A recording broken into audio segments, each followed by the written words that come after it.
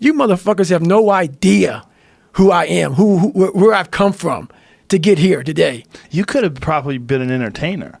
Like you probably, because you were doing all that kind of shit. I have some jokes, Joe. I got some jokes, Joe. I bet you do. So what people read in this book can't hurt me. It's a sad story. It's a horrible story. It's a tragic story. It's a story that made me who I am today. But you have to learn to laugh at yourself too. Once you go through that shit, so there's a lot of parts in there where there's a lot of me against a lot of white people, you know? And I have a routine that I won't do. So people who hire me to speak, I'm not going to do the routine. I often do it sometimes. Think about it. I was a 36 black guy to go through SEAL training. Okay. Out of how many people? Out of probably looking at probably 11, 12 to make it through. Probably 13,000 SEALs. I was probably the 36. I was a 36 black guy to make it through, and over since like the 1940s. You know, you're looking at almost 70 years. Wow. Yeah. So you know, do the math on that. So there's not a lot of black guys, and so I take that and I make a nice comedy skit out of that shit. You know, like the first time they tied me up and threw me, it's called drown proofing. Yeah. So I'm negative boring as hell. You know? Me too. Oh. I'm related to that big time. Yes, you one of the few white boys, man, they're negative buoyant. You sink like a rock. Like a rock. And that's hard. So imagine them getting your hands and feet, tying your ass up and throwing you in the fucking water and say swim. It was like throwing a cat in the water with fucking a brick on him. So I was just losing my fucking mind. So it's so many things I had to get over, you know, and I found humor. I found humor in my suffering. I was like, motherfucker, what are you doing out here, Goggins? Like, this is crazy. Like, you're literally trying to reinvent the wheel, but I was trying to reinvent my mind. And I used every single tactic possible to do that.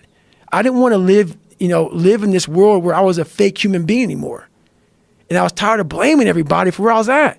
My dad beat me, this happened. I mean, my dad ran prostitutes, man. My dad literally snatched the soul out of my mom. Like, my mom is still battling. Like, after my mom left my dad, and this is what I'll talk about in the book, she got married 3 times for a total of 6 months. You know, I don't go there. I'm not even going to talk about the guy she married. So this woman she's beautiful. She's so smart, all this stuff, man. This guy literally stripped her soul away. And I was a young kid watching it. And I had no soul to begin with. And my brother, he has a story that he could write 8 books. You know, my dad just came through and just washed us all clean. So to come out. Is he still around? He died about 4 years ago, 4 or 5 years ago. I'm not for sure. I didn't go to the funeral, but I forgave him. So I saw my dad through an 8-year-old's eyes. So we left when I was 8. And then at 22, I went back to see him through a grown man's eyes. And he was the same person I remembered. But I had to. You can't live with hate. You cannot move forward. As much as that guy tried to ruin all of our lives, that's where I came from. I had to figure out the origin of where I started from. So when I was going back through my life trying to fix who I am, the fucked up person I was, like, if your knee hurts, it's usually not your fucking knee that's hurting. There's something else, man. Like, it could be a tight quad.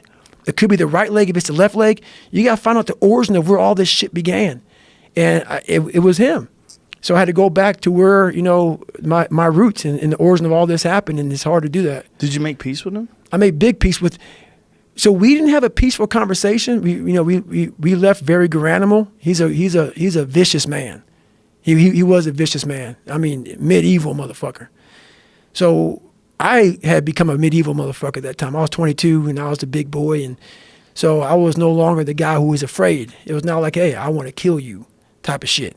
And we were sitting at Denny's after an all-night skate or whatever the hell. You know, he owned bars and skating rinks and shit like that. And so we were sitting down and we kind of got into it, and I just kind of left. But I had to make peace with it in myself. I could not hold on to that hate, because holding on to that hate was half the reason why I kept falling into the same pattern of failing. I had to start dumping off some baggage.